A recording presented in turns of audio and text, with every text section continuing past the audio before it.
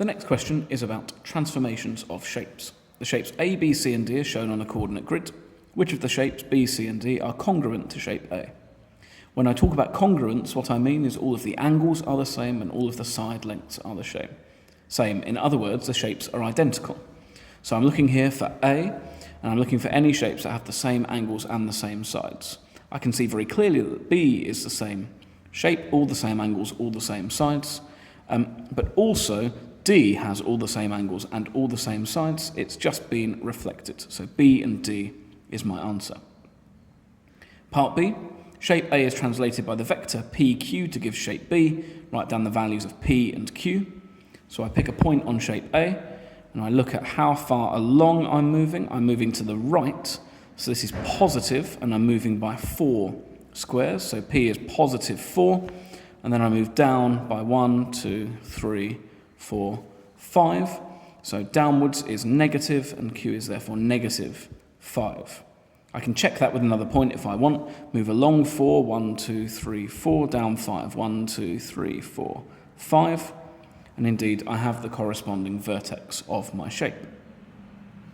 Part C, shape A is enlarged to give shape C. We can see that here. Write down the scale factor. So I'm looking at how much larger my lengths have got. This length here is 1 unit. This length here is 2 units. So my scale factor is 2. We can see that 2 diagonals, 1 diagonal, 2 diagonals, 1 diagonal. We can see that in each of our shapes. Along 1, up 2, along 2, up 4. All lengths have been expanded by, or enlarged, by scale factor 2. Part D, shape A is reflected in the line L to give shape D. Write down an equation for the line L. So what I'm going to do is I'm going to connect the same points on each of my shapes, and I'm going to find the midpoint of that line, because a reflection just moves that point to the other side of that line. If I do that for several different points, I'll see that my midpoints describe a straight line. And indeed, in this case, they describe a straight line, such as I've drawn on the diagram, which has equation x is equal to 1. It does say an equation, so we must write it as an equation. That means it's got an equal sign in it. And that's 5 marks done for us. Question 4 is our favourite sort of question, algebraic rearrangement. It's quite a nice straightforward one here. Make Q the subject of that formula. Firstly, I'm going to look to move my negative 7 over to the other side by adding 7 to both sides.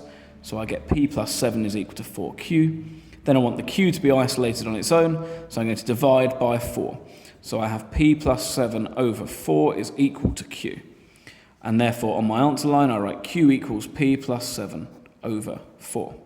It's a nice 2 marks in the exam. Slightly less nice is question 5. The diagram shows a circle of centre O, and I notice that my hypotenuse is going through that centre. The straight line xy is tangent to the circle at point P. Work out the value of A. So I'm thinking circle theorems immediately, and indeed the first circle theorem that springs to mind for me is that I have a diameter that is subtending a triangle on the circumference.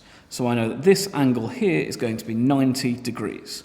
So I'll write P is equal to 90 degrees. It'd be nice if they'd labelled these vertexes of the triangle so that I could label it properly, but that's fine. And I'll give a reason, angle subtended by a diameter.